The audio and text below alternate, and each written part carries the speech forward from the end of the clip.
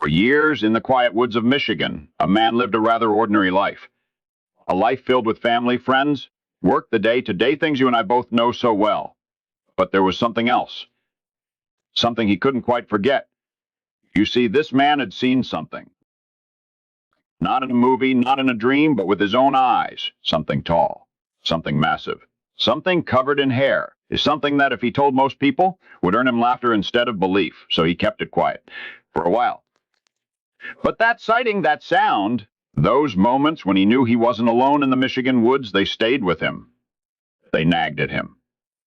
Until one day he decided silence wasn't enough. Instead of hiding it away, he turned on a camera, he opened a microphone, and he began to talk.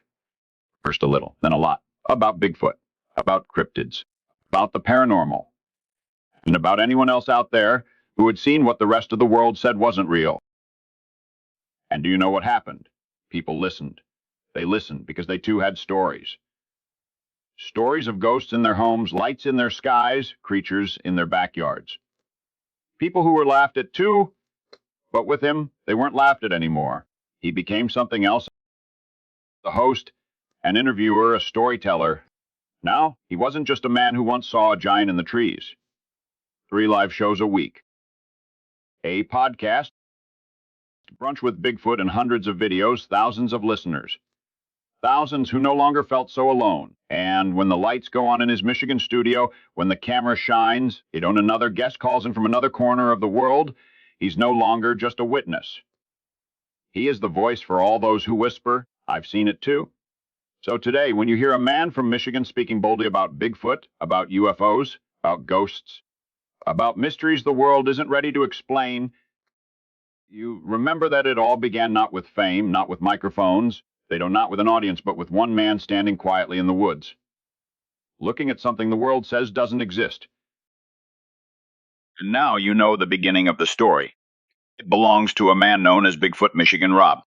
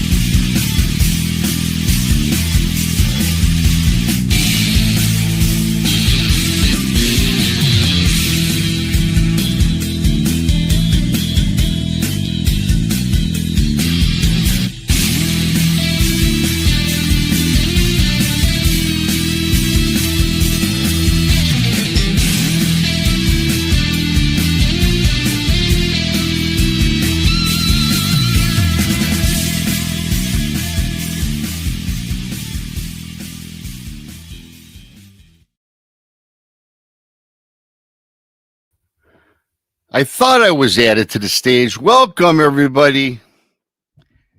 Live from Southern Michigan. This, of course, is Brunch with Bigfoot, Michigan Rob, and Monica. Thanks for coming on in this afternoon, taking your time out to spend your day, part of your day with us.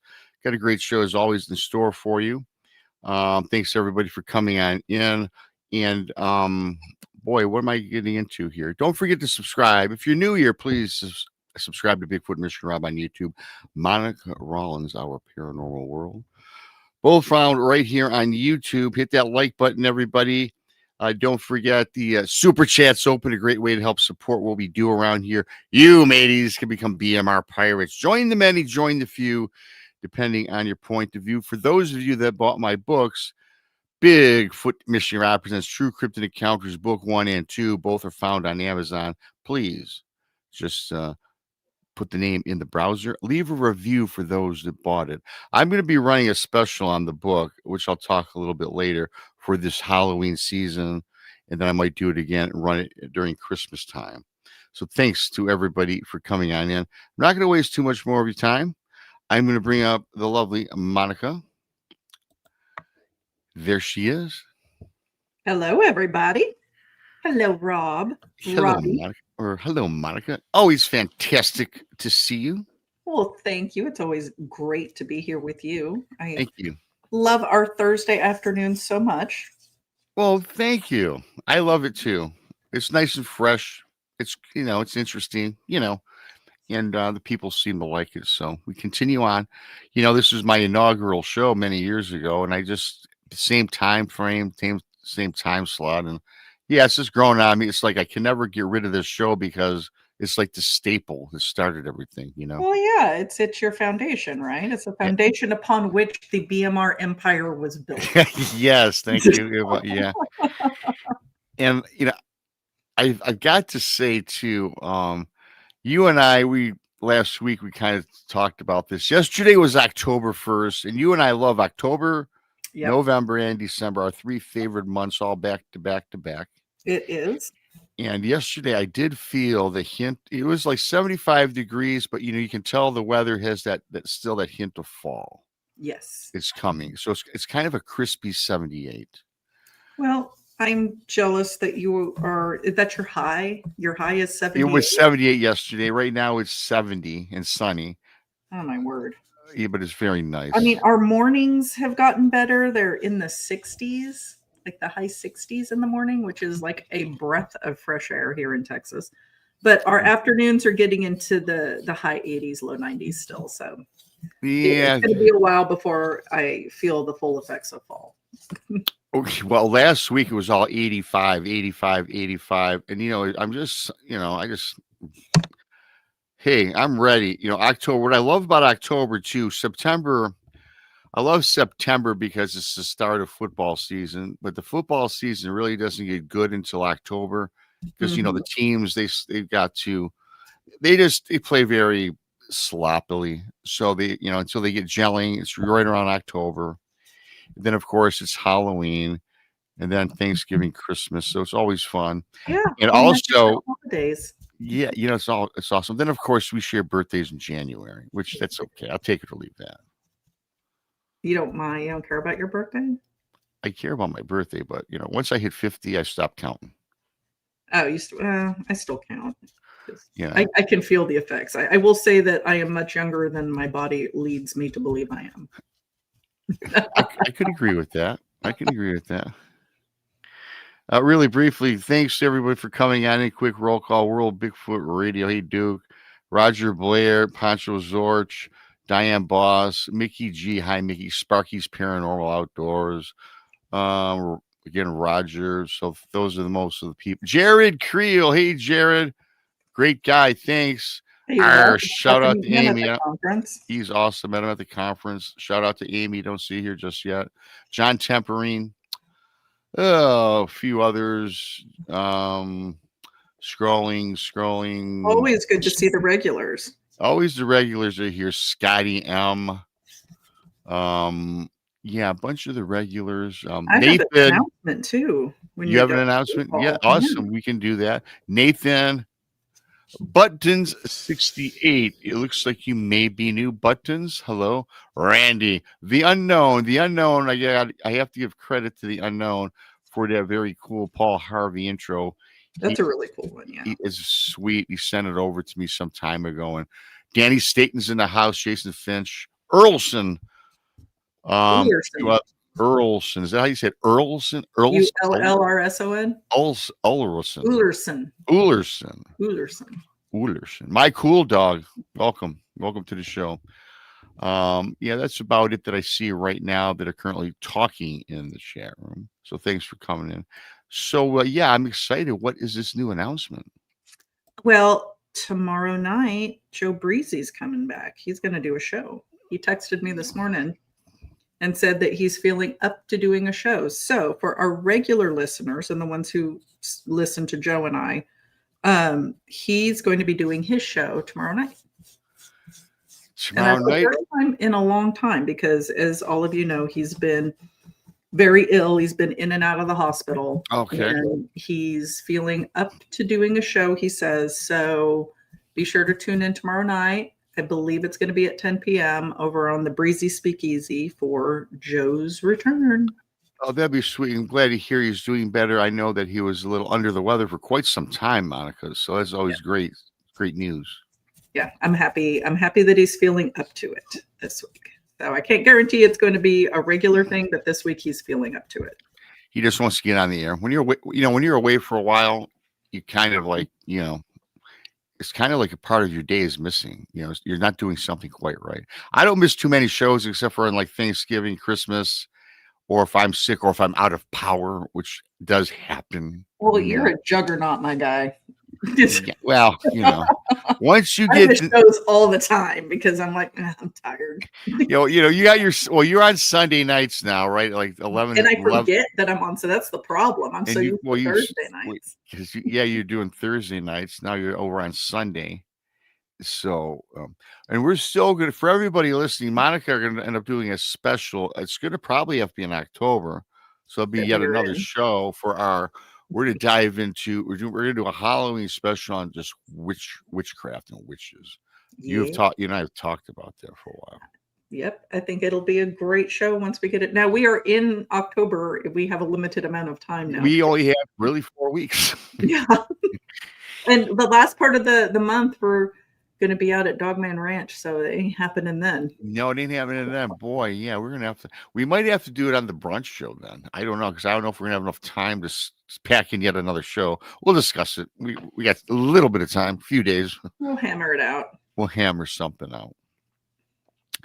I must say that last night it was so refreshing. I was on Fade to Black Radio with Jimmy Church last night. Cool. And that was, I got to tell you, what I loved about that show is nobody knew me.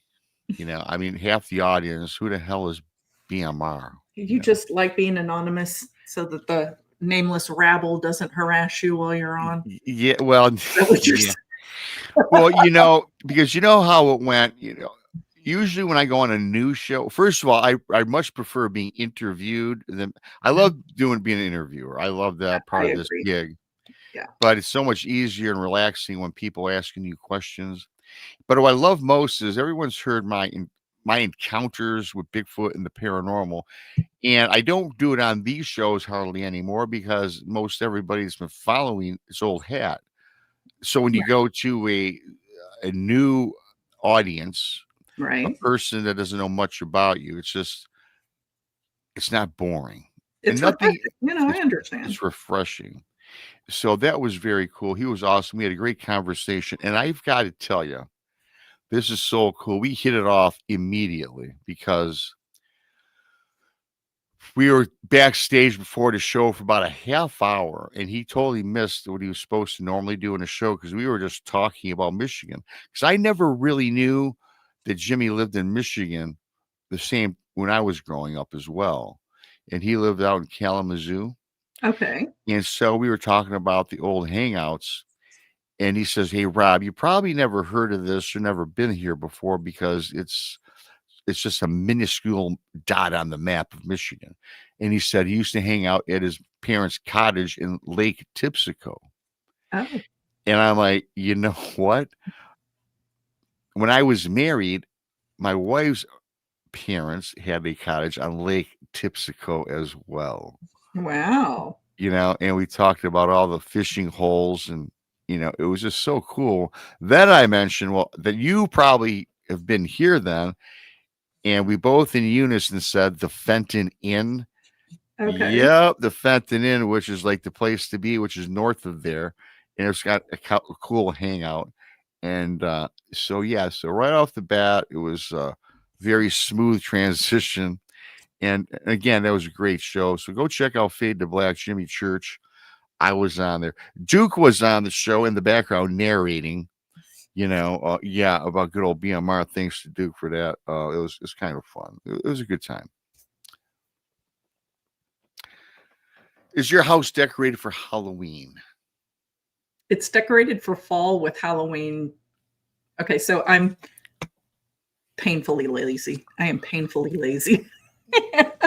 I decorate for fall, and then I put Halloween things in around so that when Halloween is done, because really you've only got a month of Halloween. You've got like 2-3 months of fall. So it's easy to pull the Halloween things out. But I mean, obviously back here is always decorated for Halloween. Yeah, you put that up a couple weeks ago. The little what is it? Clean it up. Yeah, it looks pretty cool. Yeah, the fall transition to Halloween is very easy because a lot of the the decorations are relatively the same. You just have to add the spooky stuff. Mm-hmm. Yeah, I mean, I just tuck in Halloween stuff here and there, but it's generally Tuck a in. fall decoration. Yeah, Got you. Yeah, which is cool because that leads. It's kind of even when Thanksgiving November rolls around, it's kind of the same theme.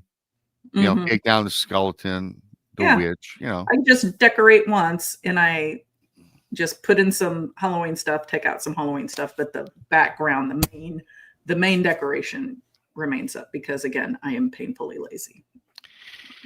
Yeah, well, we all need some motivation. And I have to agree, I can get lazy with that too. I was just in the store the other day and buying a bunch of cheap Halloween stuff because I didn't feel like going up in the attic and pulling my old stuff down. I said, you know Yeah, what? I get it. Yeah, You no, know I what get I it. mean?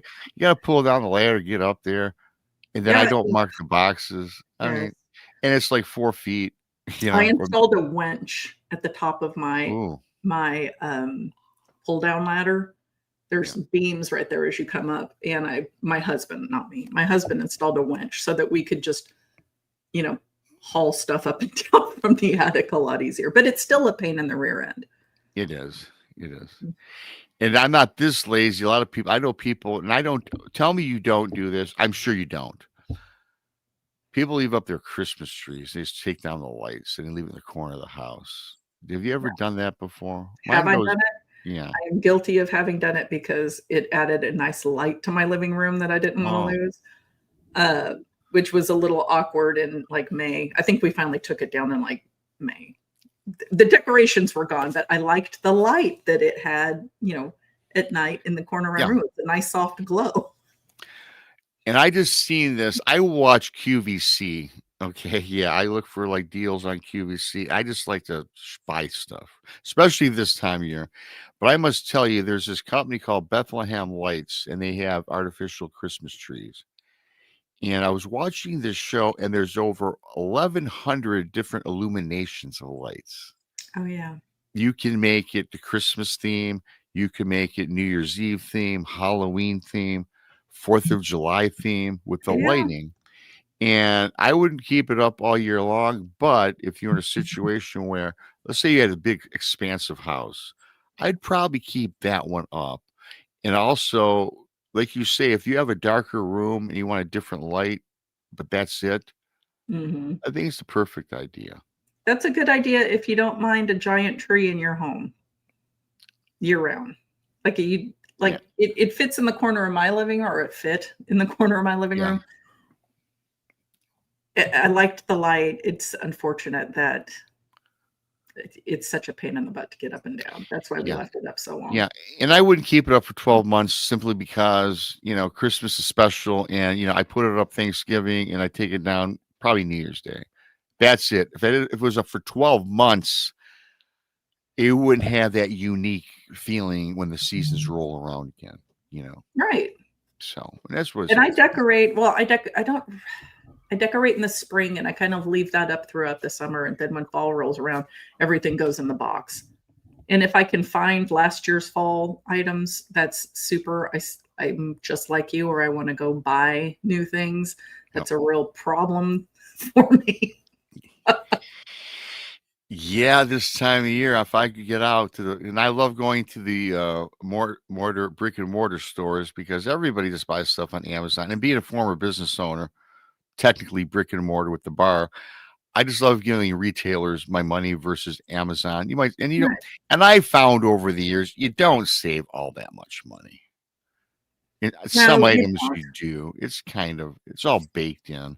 It's no, if I can give it to like a mom and pop store, I would prefer to do that. And Perfect. I'll pay a couple of I'll pay $10 extra, $20. If it's $100 difference, that makes I'm going to Amazon for $100. But like you said, I should have reiterated the mom and pop store is where I like to go.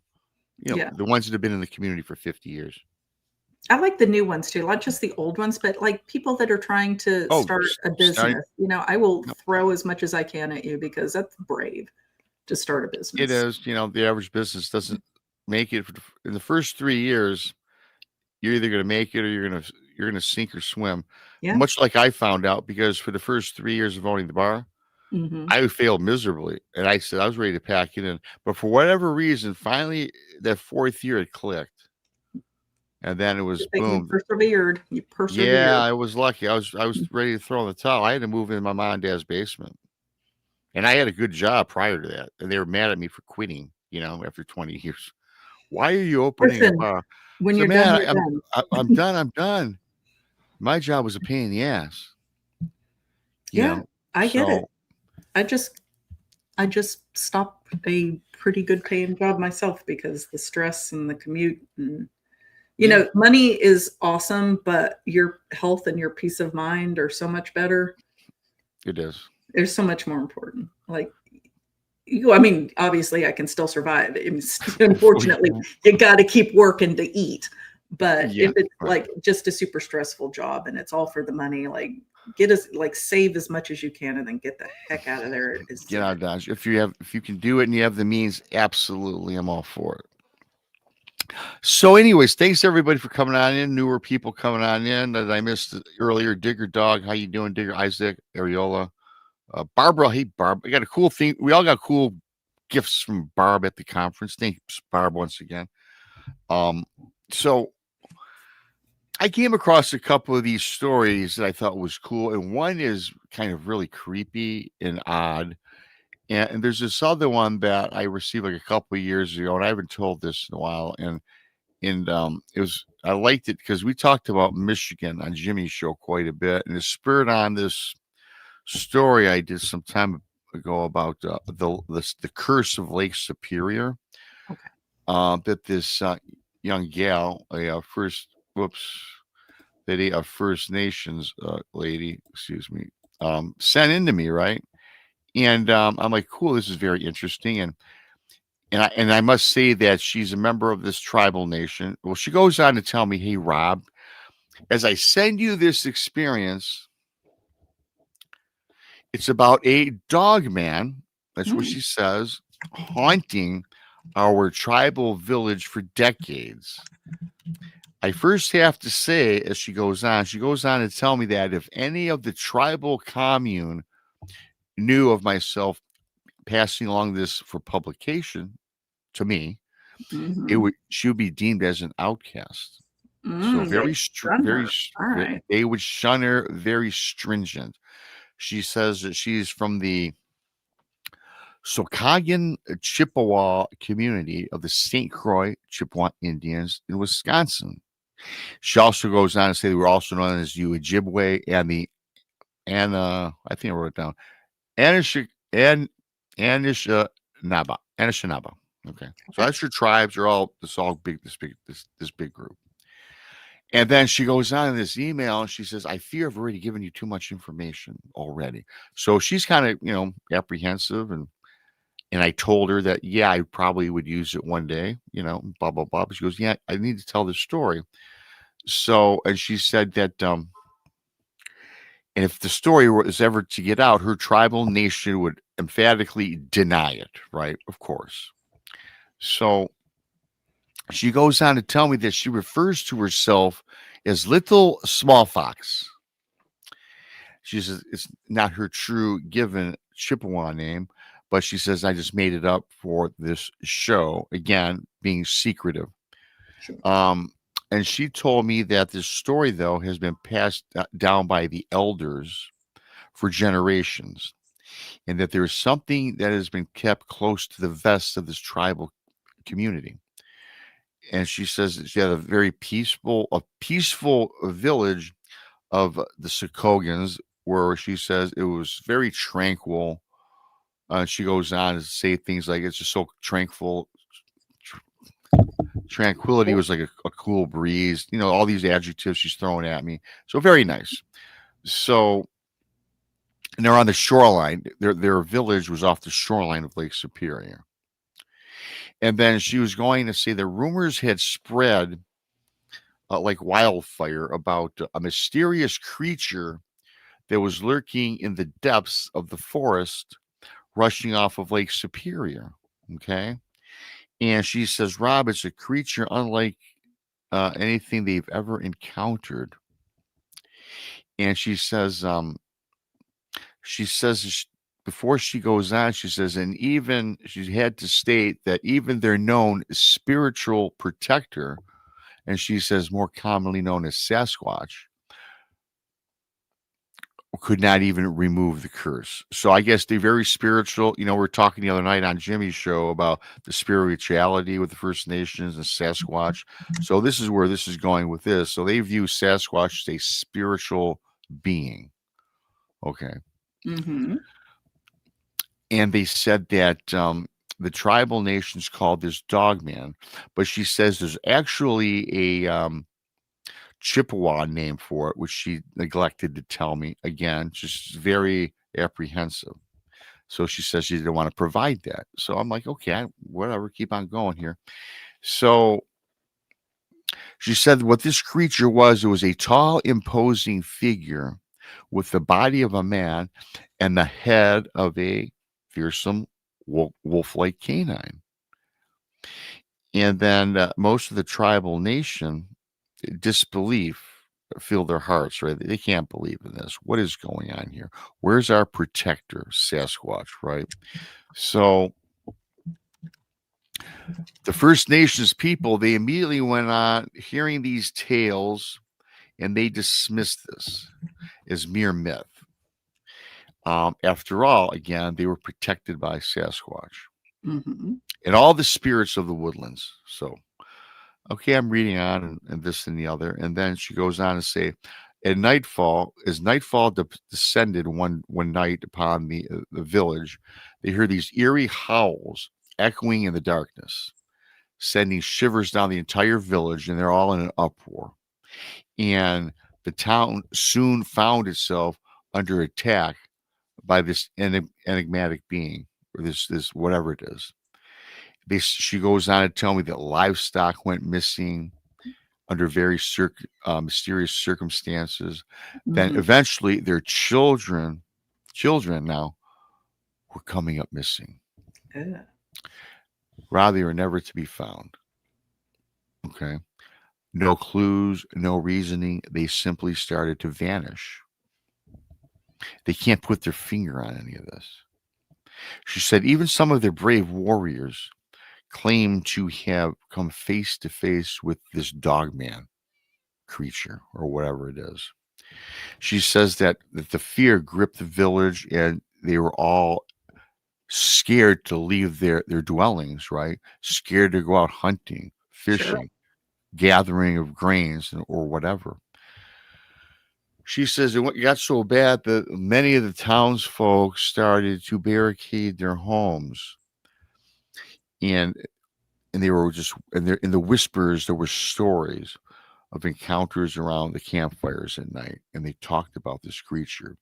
Now, the elders, they gathered together over the decades, though. So this has been going on and kept under the wraps for decades, I guess, Mm-hmm. about how to protect themselves from this inherent evil, right? Okay. So it continues to go on. They can't come up with a resolution, a plan, right? And they're fearful. Children are coming up missing again, livestock, this, that, and the other. So she says, amidst all this chaos, one of the elders, which she referred to as Chief Sam, she was Rob, just Chief Sam. I'm like, yeah, whatever. And an eccentric elder had decided that this now that was the time. And I think she told me that this was probably in the early 2000s, if I recall, where this is really what came together, and wanted to put together a tribal team, right, of their most fierce warriors and hunters, and go out and try to cast this entity or whatever is out of their land. They gave up on Sasquatch as their protector of the forest to help them, according to this woman. Mm-hmm. So Chief Dan, again, he assembles this group of men, First Nations people, and she goes on to say something about there was a deep secret that the elder finally told these warriors, and this story got into the village people about a hidden secret, buried beneath layers of time, about legends of an ancient curse that had befallen on this town centuries ago. Check this out, transforming one family into a shape-shifting creature as punishment for their dark deeds. Okay?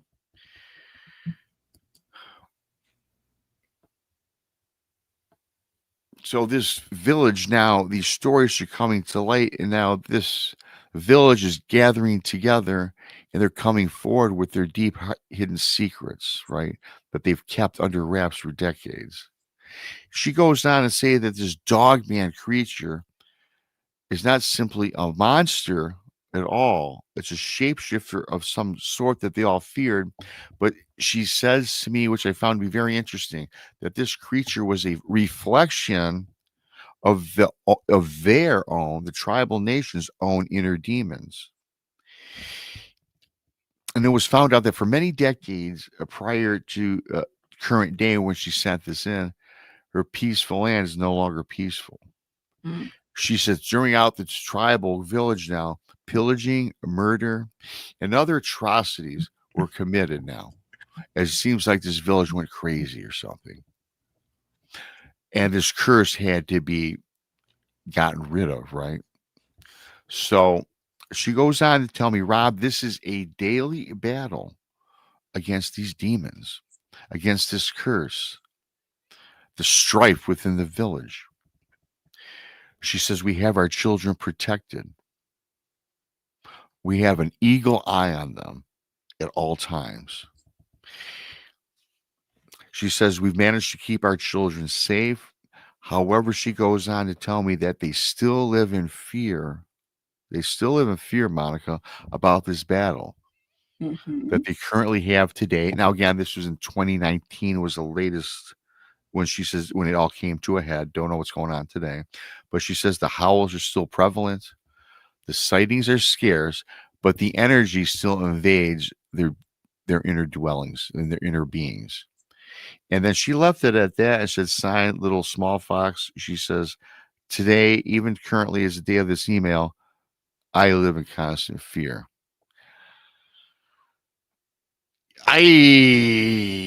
Whatever. I mean, can you imagine living in fear like that from some curse passed down from decades, never been resolved, whatever the fear or the curse was brought upon? I guess this part of this village was a bunch of, I don't know, evildoers. I don't know. What's your take on that? Oh, there's so much to unpack there. Well, isn't there always, Monica? There is. I mean, living on the res, because this takes place on the res, right? On their, yes. On the res. Yeah, that's tough enough. Yeah. And then having to deal with like this BS on top of it, I feel for her in the whole village, and people might say, well, a lot of missing kids would, something would happen, it wouldn't be on the news. Trust me, stuff that goes on the res, nobody pays attention to. They police themselves. Yeah. People go missing, children, all the time. Stuff happens, and yeah, it's not on the national news because what happens on the res apparently stays on the res. So I don't know. I mean, the resources are probably limited. They can't just pick up and leave. I feel bad for everybody there, taking this at face value, not assuming that it's, exaggerated, just taking it at face value. That's terrible. That's a terrible way to live. It is. And it makes me wonder, because what you say, I'm pretty sure is damn well accurate about they police themselves living on their res. They have their own laws, right? And it just made me wonder, because when I was reading this, I was like, it just made me stop for a minute and wonder how many other folks, right? First Nations are not experience these things. And it's never brought to the forefront. Yeah. I bet it's more than you think. Oh, it's a lot. Well, I mean, we know you have an experience and you keep your mouth shut. I mean, you and I both did it. You know, I did it for a solid decade. I told maybe I can count on both hands the number of people I told. And, you know, imagine a whole community is experiencing that. You know, I'm sure they'll talk amongst themselves, but you go to the next town over or, you know, to another state where they're going to be like, okay, what's in your water? They know. Well, yeah, and you know, that's such a great point. I mean, I couldn't tell you how many people are in this village, this tribe, this commune. I'd imagine it's significant. I mean, I'm not familiar. Hundreds, maybe. Well, I mean, it depends, like how big the reservation is. If it's a town inside the reservation, is it a certain area that's affected, or is it, you know, like just the town proper, or is it just everybody in this specific tribe within this larger nation? Like what? It's kind of vague in that regard, but. Well, yeah. Well, I was trying to get to I mean, it's not like you can pick up and go. No. The entire village. No. I mean, and even like okay, just a generality. I don't want to like sound like I'm making assumptions, but usually reservations are extremely poor. Like usually, like smaller ones out in the middle of nowhere. They get some as like it's difficult living on a lot of them. And assuming that this is in that category, they don't have the means to pick up and just relocate, like wanting to get away from it. They want to stay within their tribal lands or where they've been put, and they're now considering their tribal lands. They want to stay with their community, and I understand that. And if you're living in terror, I'm sure some of them would like to like pack up and relocate 3 states over, but that's just not an option a lot of the time financially for people in that situation. And I'm thinking this is Lake Superior off the shores, actually Wisconsin. That's brutal, especially in the wintertime. I'm sure. And I'm getting the feeling they are, as you stated, probably not financially stable. And I can't even imagine what their dwellings were like. And then you got to deal with the winter. You've got the Lake Superior is nothing. There's no joke. Oh no. You know, you got the water, and they said they lived off the shoreline. Can you? And I've seen, not personally, I've never been on Superior, but on videos, 15, 20-foot waves crashing into the shoreline. Yeah. I mean, you can look. Oh, they got it all over YouTube and stuff. They are like, if you did not know it was Lake Superior, you definitely would think it's the ocean, the Bering Sea. I mean, it's just incredible. Oh, I'm sure it takes big ships down. The storms coming off of the Great Lakes are no joke. Well, many men, as they say, they lost their life, and many shipwrecks are in Superior. Well, the Fitzgerald, right? That's the most popular one. That was Lake Superior. Ella, I believe, was that the name of the ship? The Fitzgerald. Yeah. Yeah, the Ella Fitzgerald. What was it? Fitzgerald? I don't know. I know it was Ella, but the Fitzgerald. I always mix the two major ships up. I think that was it. You know that song by that Gordon Lightfoot, blah blah blah. Yeah. You know, yeah.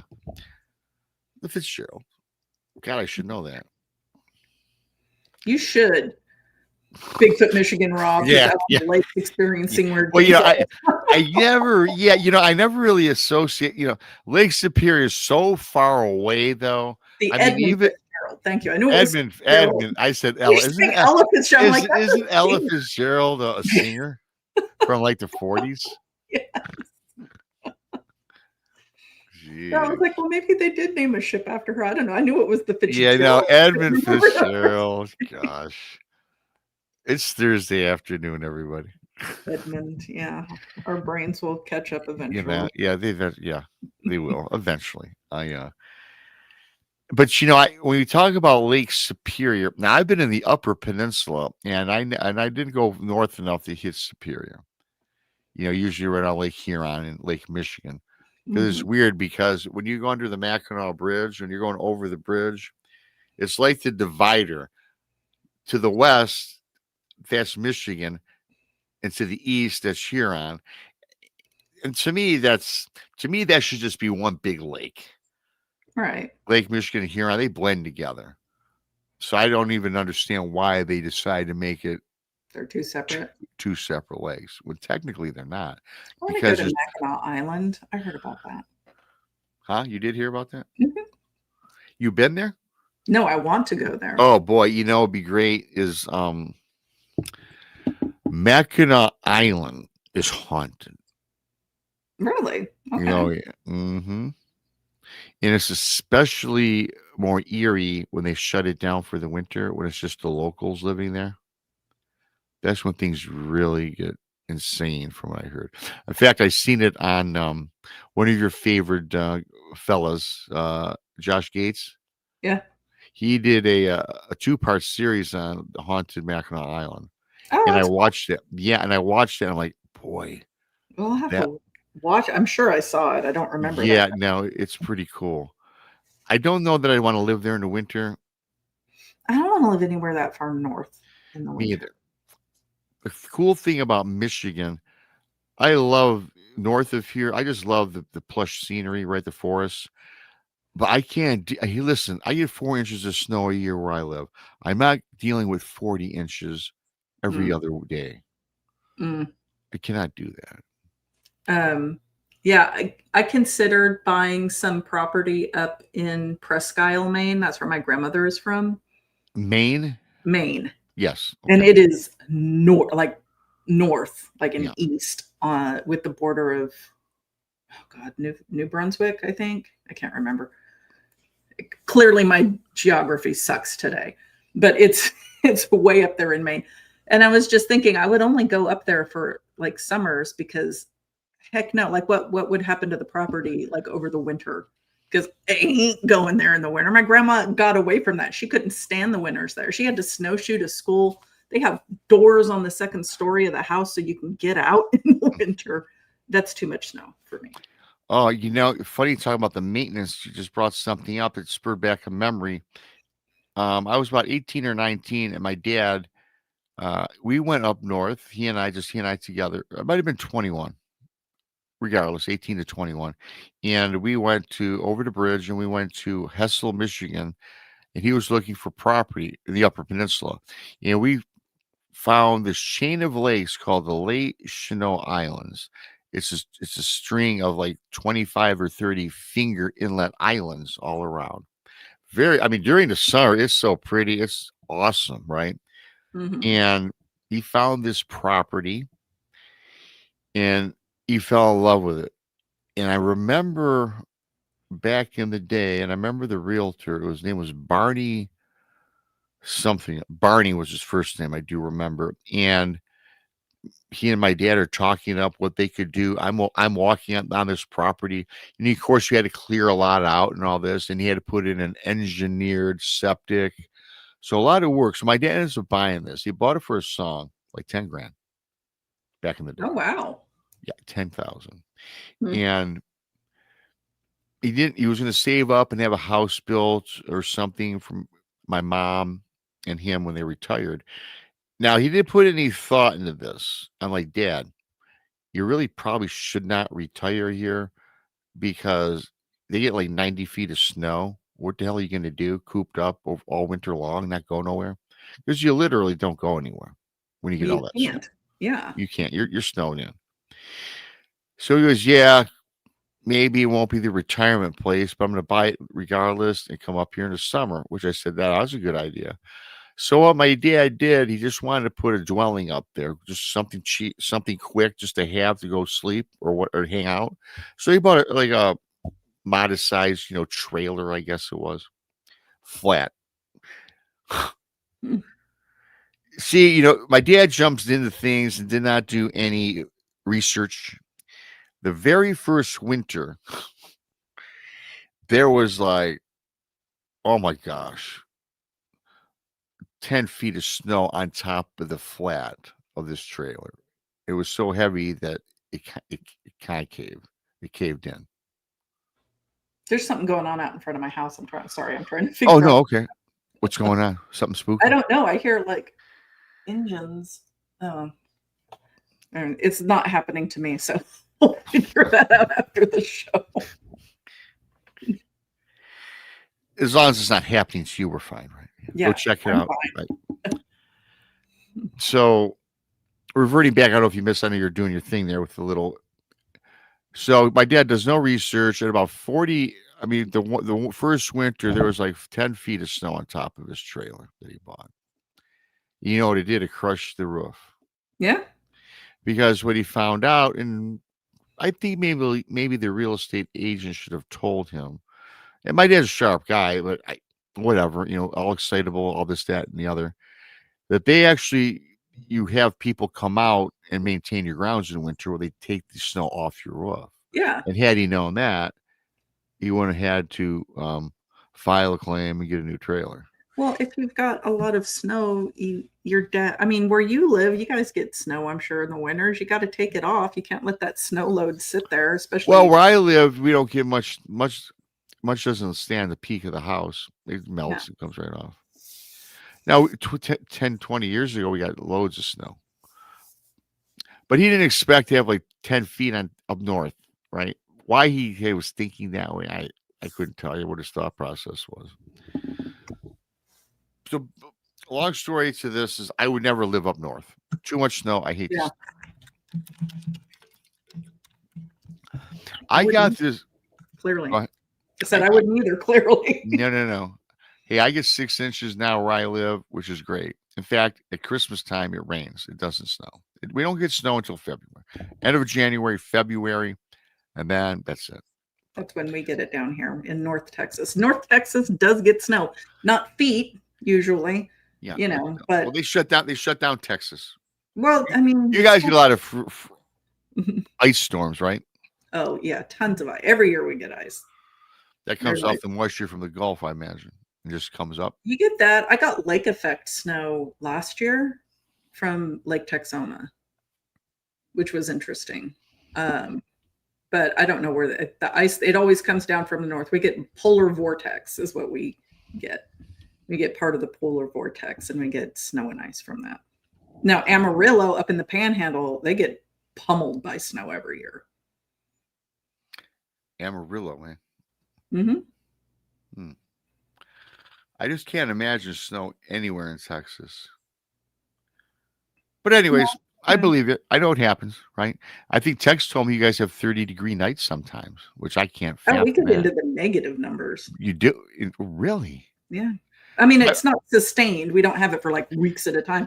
We had that big storm a few years ago that like took down the power grid just about. That was like the longest sustained, like freezing and below freezing temperatures. I think it was like 5 days, something like that. Yeah. But typically it gets down below freezing for a couple of days and it goes right back up. And it's bad enough that I had to have heat tape installed on my pipes because I've got a pier and beam foundation. So everything's raised. And it's my house is over 100 years old. So there's no insulation on anything. Yeah. So we insulated because our water lines would freeze. If it got below like 25 degrees, all of my water lines would freeze. And so I insulated it and then some of them stayed thawed. But 1 year, like when we had that crazy storm, like everything froze. It sucks. I had like one working faucet and I had heat tape installed last year and nothing froze. Thank goodness. So. Oh, good. Awesome. And little Patty says, I can handle the snow. It's ice storms I hate. And I will say this about the snow. I actually, if it snowed on Christmas, it's, actually when you get a nice snow, once you clear the drive, it's nice. It's kind of insulated. It's not that cold. When it snows here, it's not cold. It's like, it's weird. It's not. But the ice, the black ice, my brother flipped his truck over like 6 times with his family in it. And he flew out the windshield. And he was on a Blue Water Bridge. Oh my gosh. Lucky to be, the whole family's lucky to be alive. Yeah. I mean, everybody's saying, no, ice sucks. Like, hell no to ice. And I agree. Like, I try not to drive on it. But, even a thin sheet of ice will mess up your day. And we've got it like all over the power lines, all over the trees. Trees come down from it. And Yeah. the other thing is when it snows here more than a few inches, like, we'll get like 3 inches one day and like 2 inches the next day, it accumulates, but there's always like a thin sheet of ice between them, because it might heat up a little bit and then refreeze at night. If you try to drive on the highway, once everybody gets back out after a snow, you're dodging icebergs coming off of people's cars because nobody's smart enough to take GD ice off of the top, like their roof. So I saw one hit a car once and it cracked the windshield on it. But you're like dodging icebergs from the other drivers. That stinks. It does stink. Yeah, and well, what was that? I forgot. I was going to say something else. I forgot. But oh yeah, I mean the ice around here too is crazy. I can walk out my yard when there's no ice, there's no snow. There's ice but no snow. I can't tell you how many times I stepped out my back door and slipped and fall right down on my back. Yeah. At least it happens once or twice a year. And talking about the ice on the lines, my infrastructure where I live is like so antiquated. I lose power in the winter, as you remember. I don't know if I knew you then. If I had frozen pipes and I had a leak, all this, that, and the other. But the thing is that I'll lose my internet because we have these thin ass lines and the ice will coat around them and it'll prevent the internet from working properly. Mm-hmm. And we have old telephone poles and unfortunately, I guess it's a good thing. Starting in May, I'm not looking forward to this. They're going through my entire community and ripping out all of the telephone poles and putting up brand new. Bury them.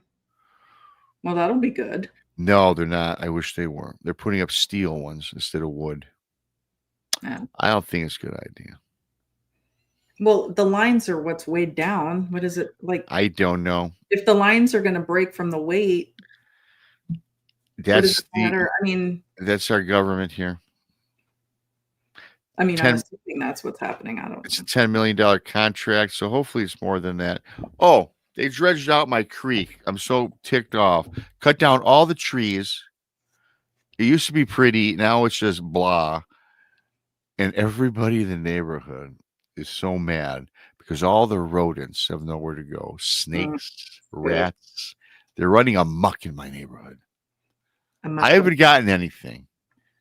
And again, just where I live. Where I live is crazy. No, you continue to not get anything because that stinks. Knock on wood. It took me about 6 months to get rid of a gopher that was underneath my deck a couple of years ago. Ruined my whole garden. You need a cat.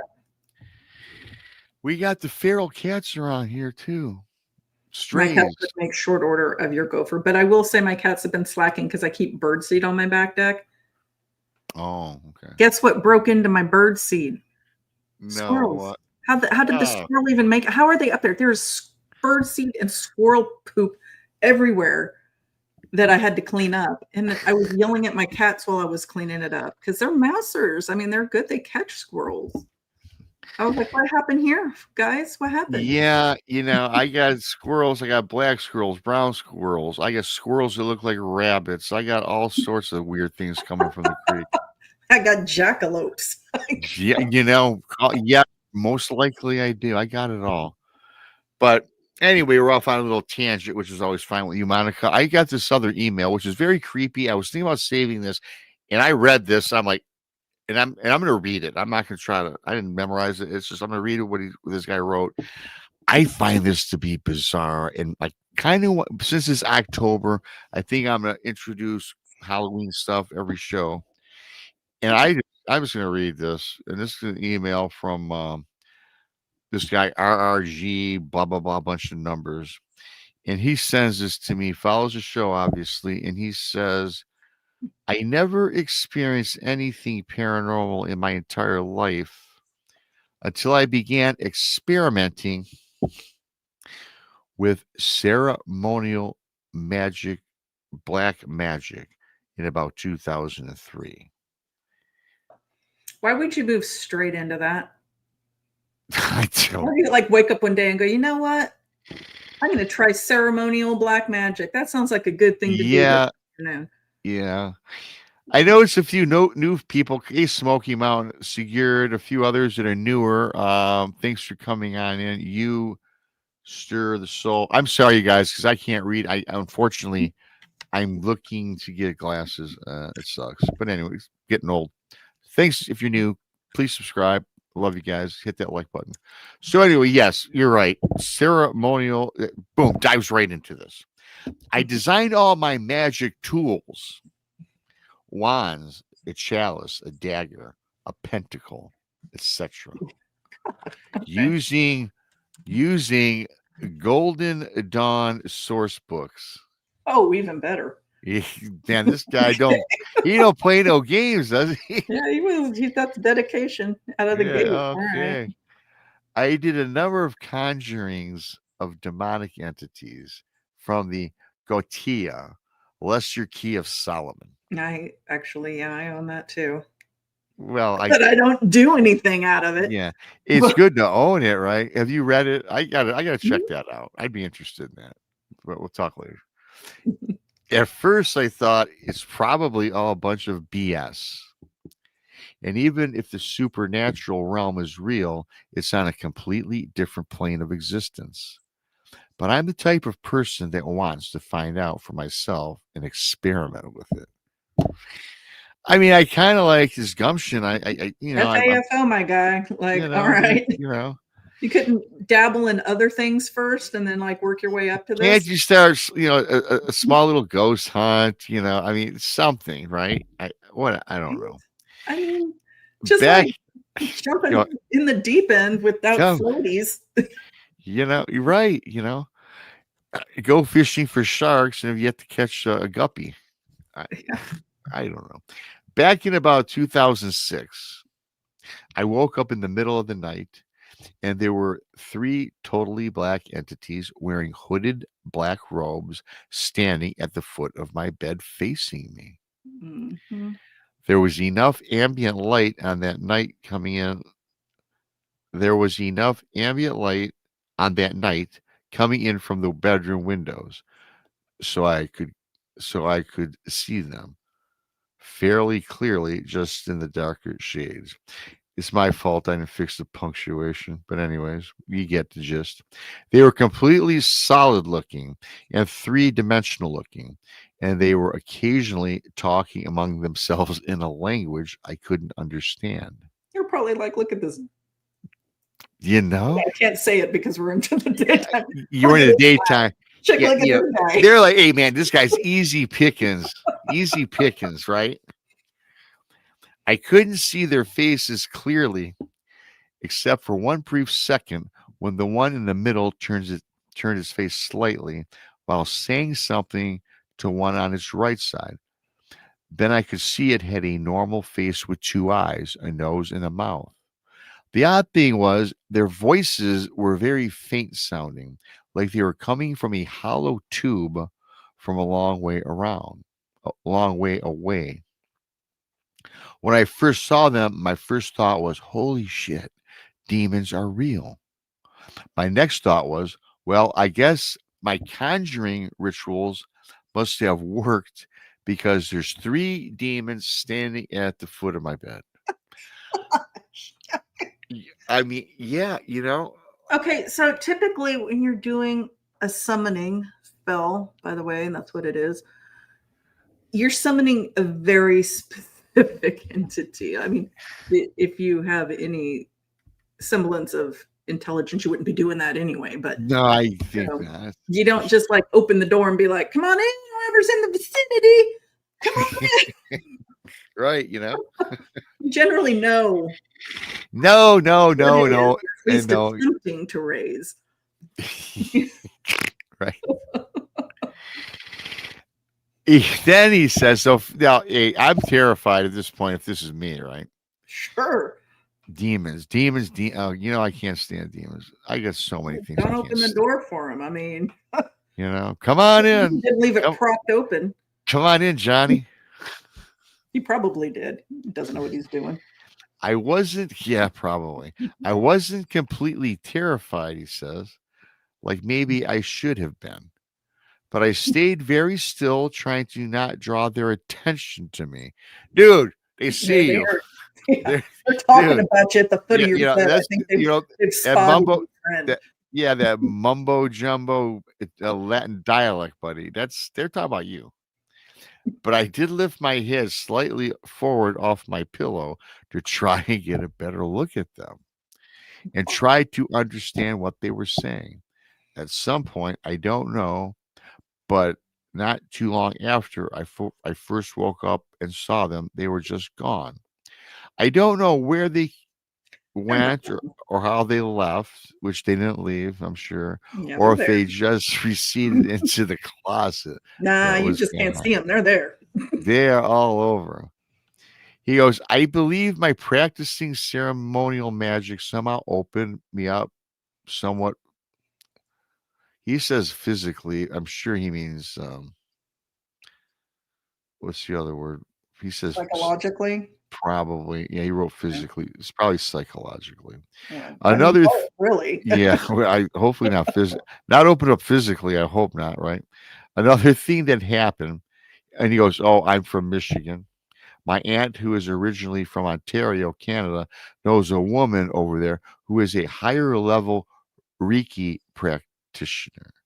I don't, this guy, man, You think Reiki is going to solve Reiki. your demon problem? Yeah, in fact, isn't that Reiki about positive energy It's or about clearing like blockages of energy. Is clearing what your it's mind? about. Okay. Yeah. I didn't know much about Reiki, but one summer I went over to Ontario to have a Reiki session with her. I was in the room. She did the Reiki. I was in the room. She did the Reiki in, lying flat on my back on her Reiki table. Almost immediately after, hands palm. She put her hand palm down over me and closed her eyes and began concentrating, or whatever she was doing. My entire field of vision went almost entirely dark. I could see what appeared to be waves of energy moving slowly from above me near the ceiling toward me. Mm. Every time I blinked my eyes, my field of vision would return to normal brightness. But almost immediately after that, my vision would darken and I could see the field of energy once again. At first, I thought, is this some kind of trick? Okay, yeah, it was a trick. Yeah. Does she have? I hope this guy's not watching. We're not making fun of you, dude. I'm sorry. I am. That was stupid. That was so stupid. I agree. Dumb. Yeah, dumb.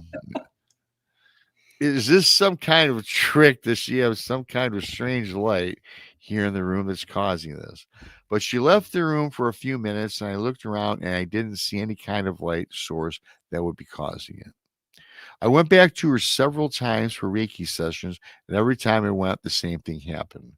Also, my aunt, who learned Reiki from this woman, did a Reiki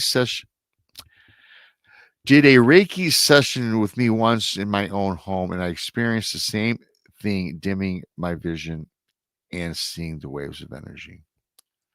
Also, I've had a number of precognitive dreams during this period of time. One occurred when I had put my indoor cat down in the garage and basement area for the night. Oh, This guy, man, poor cat. no I was doubt. like, what Yeah, are you doing, sir? yeah. It was a hot summer night, so I left the garage windows open so it would be cooler for her down there. In the middle of that night, it was either a dream or an out of body experience. I'm still not sure which one. Even though I was sleeping in bed, I found myself literally standing down in the garage and facing one of the windows there. Mm-mm. The garage was pitch black, but there was a blaze of light illuminating just the window area. I could see that my cat had torn a hole in the screen, and she had her face pressing as hard as she could through the hole in the screen, trying to squeeze her way out. I bet. Yeah. Smart cat. She can see stuff you can't. She knows Yeah. what's Oddly, even though it seemed like I was standing in the garage watching her face going through the screen, I would have to have been standing outside to see her face and recognize her coming through the screen toward me. So it seemed like everything was kind of reversed. But in the morning when I woke up, the first thing I did was go down to the garage. And sure enough, there was a hole in the screen just like in the dream. And when I opened up the door to the backyard, she came running up to me. And she had gotten out during the night. I almost forgot to mention a few weeks after I'd had this dream, I was reading, of course, Monica, in one of my occult books about You're a great guy. about exploring out of body. And it mentioned how you could be in the darkest cavern or vault, and when you required it, what is called etheric light would allow you to see what you needed to see in any situation. I immediately thought that must have been what that blaze of light around the window was, allowing me to see my cat escaping through the screen. And then I guess I'll just continue. This guy says, I'll just list one more. This guy's, I got to give him his due. I'll list you one more thing on here that happened. Since it's so long already, once shortly after I used my Ouija board, Just compounding. You just keep compounding. and my mother saw this also, a large bolt on a wooden table began rapidly spinning in a circle for about 5 seconds. I also used a black mirror, speculum, and crystal ball a few times during my ceremonial magic practices. Oh, please stop. Just stop, dude. Oh, right, dude. Trying to curse the neighborhood. Like, there's so much energy. He's gonna unleash terror and spirits from another world, man, into the community. But never saw anything in either of them. Also, never had any results whatsoever with using the Ouija board. I did make sure that I did not close it, however, like you're supposed to. You left it open on purpose? That's what he says. You've got like a doorway in your house, because I'm sure you didn't close that one. You leave the Ouija board open. Yeah. Your cat's chewing through the screen to get the heck out of your house, dude. Like, what? And you've got 3 hooded things talking weird Latin at the foot of your bed. Yeah, Stop.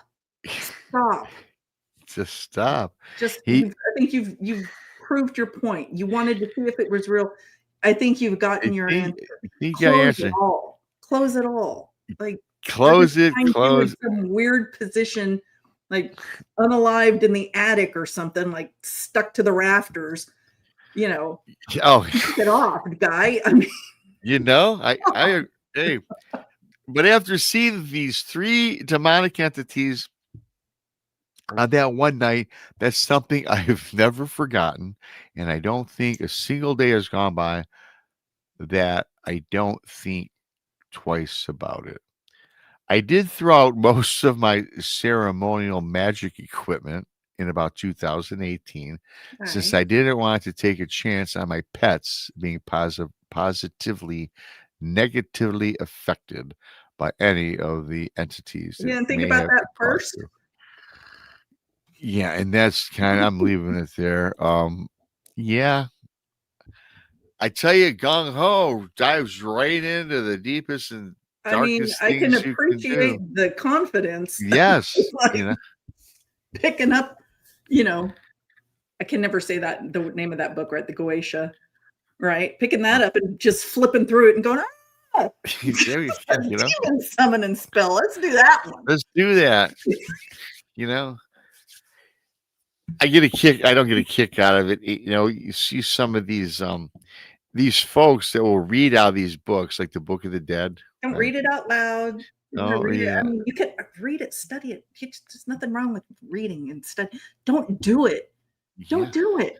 Knowledge is power, dude. And that's why I read this stuff. I mean, I'd rather know and recognize what's happening around me if some dork starts pulling stuff up they don't know how to put down. Hopefully there's something in there that will help me if I stumble into that situation. Reading about it is not a bad thing. Practicing it when you have no clue and like out of the gate, you have no experience whatsoever, like not even minor stuff building up to that. Straight in the deep end. just like riding a bike. I started with the training wheels, and then one came off, the other came off, and I got into the bike, and just slow progressive steps. I mean, bam, just jumped right in this full bore, Yeah. not knowing what in the Ah, hell you're and doing. you have the epiphany, when those things are standing at the foot of your bed. Oh, heck, demons are real. Yeah, dude. Yeah, my guy. Yeah, opened up a door and you left it propped open. You probably got more than just the one standing at the foot of your bed floating around. Your cat knew it. He was like, screw this. He chewed his way out of your basement, guy. I mean, come on. Absolutely. Thanks to Mark Z Hammer. I appreciate that. Yeah, I had a lot of fun with Jimmy on Fade to Black last night. Guys, go check it out. Fade to Black is a cool show. Thanks, Mark. So yeah, absolutely. I don't know. Hey, but let me ask you this, Monica, because it's around a subject. You mentioned of something I think is very important. Don't read any of these books out loud. Like Yeah, you gotta talk about that Keys of Solomon book. I'd like to read a little of that. But here's the thing. And I think I maybe believe this. I watch none of the movies you watch. Clearly. I'm a fan of the B film, right? Oh, Just yeah, I think you probably dig it too. I do. But I find these, obscure movies. I came across a couple. This is a while ago though, and I didn't know what the title says was nothing what the movie was about. It ended up being about it ended up being about demons, Mm. and I'm kind of half-ass falling asleep watching. I'm kind of bored with it. I'm just sitting Do there. you have dreams about demons? Well, no, here's the thing though. Then this chanting started on the TV. I'm watching on TV, and this really creepy chanting started emulating being processed through the TV, and I had a soundboard on or sound bar, right? Mm-hmm. And it was very. I was listening. I kind of woke up a little bit. It sounded very chilling, right? Sure. The fact that I shut it off because it kind of creeped me out. I've had to do that before. Yeah. So a couple weeks later, I had one of my weird dreams that we've all talked about. So I'm not going to get into that. But then so I told this story to somebody. Somebody was on our show whenever this was last year, and you mentioned the reading from these books out loud is a no-no. What about something transmitted through your television into your home? Is that kind of the same thing? It can be potentially. I think that it's definitely a possibility, but what's the likelihood? I mean, it's very unlikely that somebody's movie script is going to have authentic, like, summoning rituals going on through it. And typically the rituals aren't just words. You have to do a lot of other things with it, right? There's very specific things you have to do for different demons. Yeah. But it could invite, something lesser through, certainly, if it was accurate. That's a good point. Yeah, and what if you actually were one of these crazy people that actually took the Book of the Dead and you read it on a YouTube channel, read from it? That would be maybe a little more severe than a movie script. I would imagine it would be. I mean, but it's also, I think some of it is probably intent too. You're putting your energy into, like, are you really trying to do this, or you just happen to, like Hellraiser. Yeah. I mean, I think you could probably have something happen, maybe not a direct, like a glancing kind of thing, or be pulled. I mean, you could be pulled into it. Consider, okay, like I said, Hellraiser, maybe Hellraiser, hang on, Hellraiser, Pinhead. So in Hellraiser 2, the doctor has a psych ward patient unknowingly do the cube, right? And when they come to collect her, they said it wasn't her that brought us. She didn't know what she was doing. It was this guy in the next room, and they go after him. But she's still stuck in the hell plane, right? Because they came and she was there when they came. So I could see something like that potentially happening. Like maybe they're not coming for you specifically, but they're there. You're stuck there. You're stuck with it a little bit. I don't know. Yeah, Hellraiser is one of the things I have seen. I like that. It's been many years since I saw it. In fact, it might be something. I think there's 3 of them. 3 of the movies. There's a lot of them. There's a lot of them. Yeah. Okay. There's a lot of them. There's one in space. Well, no, I mean the very first one and probably the second one I would probably say are the 2 best. So I liked the first one and the second one was okay. And I don't remember which one this was, but there was one in the 80s. And I remember specifically a club. Like they came inside of they were summoned inside of a club. And I can't remember if that was like the third one, fourth one, fifth one. I can't remember which one that was. I liked that one though. I do remember that. Oh yeah, because okay. And I might have to revisit that. And then also a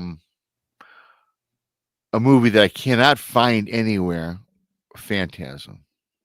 No, but Phantasm's like a fever dream. I feel weird after I watch Phantasm movies. I don't know what's up with that. Like it's very unsettling for me. It is.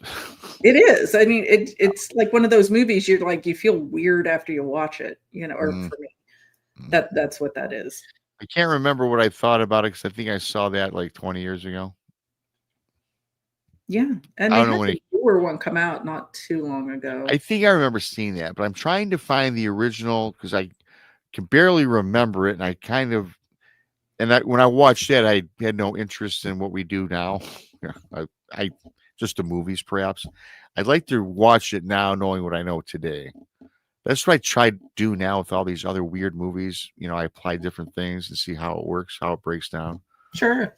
It's something I do. I mean, for, kicks. But I mean, you can watch it. I mean, they're all good. It is. I mean, I've been into this my whole life, so I've seen them all with the same perspective that I have now, for the most part. So it's not like I'd be watching them. Watch a dark song from Two Shadows. I don't know if I want to now. Do you know what that is? You ever heard of that one? I've never heard of that. I'll check it out. I'll read the synopsis on it. Yeah, watch a dark song. Okay, thank you. It's on Tubi. It's on Tubi. That just sparked up an idea. We should do maybe on your channel. I know you dig doing that. We should do You've done this before though, like a favorite movies watched for the Halloween. That'd be kind of fun. Oh yeah. I like to do the lesser known movies. I mean, there's the standard. I mean, not Halloween. Yeah. Like the one I might throw in like early Carpenter, like is cool. I like that. Mm-hmm. But I usually try to do movies that most people hadn't heard of. Yeah, me too. That's why I like surfing the B movies, but also other movies that are better quality. Yeah. Whoever has a non-monetized channel, we could do a watch. Oh yeah, remember Donnie did one? I mean, we got cut off midway. I don't know if you were there. We got shut down midway through. It was with really? Robert Forster, and he had with the alligator movie. Okay. And they took him right down live. We did a live show and they bounced him right out. And, he couldn't get back on YouTube for like 24 hours or something. You can watch. Okay, so here's a good creepy one. I'll just throw out there that people of our generation might have seen, but younger audience probably hasn't. Is The Changeling. It's a ghost story. Yeah, I remember that. It's a good movie. Is there Barbara Hershey in that? That's the no. I don't think she was in The Changeling. Okay.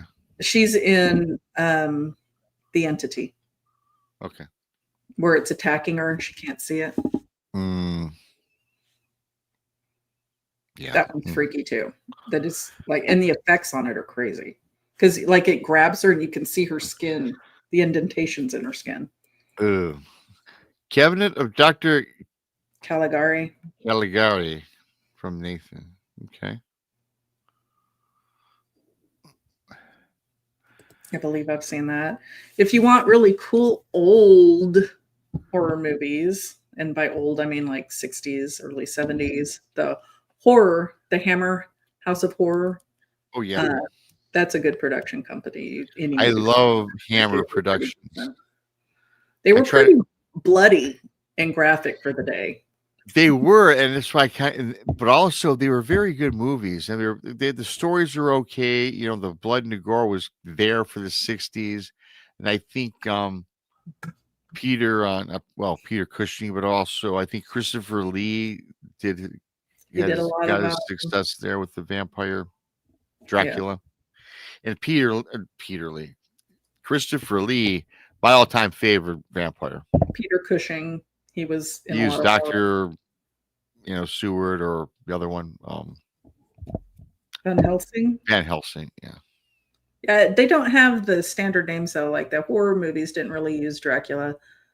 No, right. The name Dracula, they had it. I can't remember right now. They played that role with different names for the movie, yeah. But I love the Hammer Film Company. I'm not even just for those. All the movies were spooky. Yeah. Yeah. And for a 6-year-old kid, in 1979, watching this stuff on TV, it was memorable. Yeah. Well, I will tell you this. We'll cut everybody loose.